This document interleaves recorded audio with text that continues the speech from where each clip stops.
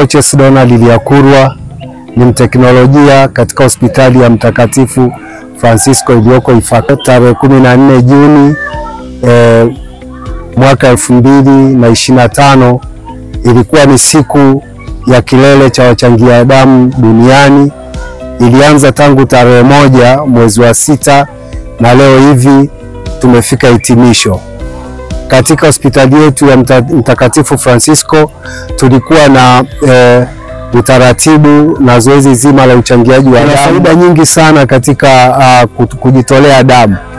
Tunapojitolea damu mara nyingi huwa pia tunapata nafasi ya kuwasaidia wenzetu ambao ni wahanga wa ajali mbalimbali, lakini pia wapo akina mama ambao wanalazimika kujifungua wakati mwingine kwa njia ya upasuaji, lakini pia wapo watu wengine ambao wanahitaji damu kwa ajili ya operation mbalimbali kwa ajili ya kukamilisha matibabu yao, na wengine wanapata magonjwa mbalimbali kama anemia na vitu kama hivyo.